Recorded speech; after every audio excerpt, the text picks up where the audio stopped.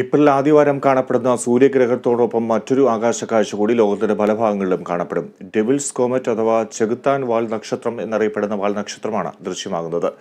സൂര്യനോട് അടുത്തു നിൽക്കുന്ന നിലയിലാകും ഈ വാൽ നക്ഷത്രം കാണപ്പെടുക. ടോൾപി പോൺസ് ബ്രൂക്സ് എന്നാണ് ഈ വാൽനക്ഷത്രത്തിന്റെ യഥാർത്ഥ പേര്.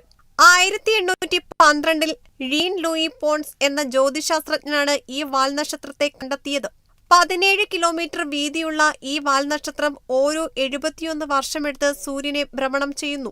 സൂര്യനിൽ നിന്നുള്ള വികിരണം കടക്കുമ്പോൾ ചിലപ്പോൾ ഈ വാൽനക്ഷത്രത്തിന്റെ ഹിമം നിറഞ്ഞ പുറന്തോട് പൊട്ടുകയും ക്രയോമാഗ്മ എന്ന പദാർത്ഥം വെളിയിലേക്ക് തെറിക്കുകയും ചെയ്യും.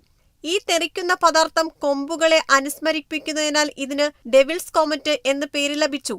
സൗരയൂഥത്തിൽ ഇതുവരെ കണ്ടെത്തിയ ഏറ്റവും വലിയ വാൽനക്ഷത്രം ബെർണാർഡിനെല്ലി ബ്രെയിൻസ്റ്റീൻ മെഗാ കോമറ്റാണ്. ഭൂമിയിൽ നിന്നും ശതകോടിക്കണക്കിന് കിലോമീറ്റർ അകലെയുള്ള ഊർട്ട് ക്ലൗഡ് എന്ന മേഖലയിലാണ് വാൽനക്ഷത്രം ഇപ്പോൾ സ്ഥിതി ചെയ്യുന്നത്. 2031 വാൽനക്ഷത്രം ഭൂമിക്ക് ഏറ്റവും അടുത്തെത്തുന്നത്. അപ്പോഴും വളരെ സുരക്ഷിതമായ അകലത്തിലാകും ഇത് നിലനിൽക്കുക എന്ന് ഗവേഷകർ പറയുന്നു. ടെലിസ്കോപ്പുകളുടെ സഹായത്തോടെ അന്ന് ഭൂമിയിലുള്ളവർക്ക് ഈ വാൽനക്ഷത്രത്തെ കാണാനുള്ള അവസരം ലഭിക്കും. News desk, Kerala vision news.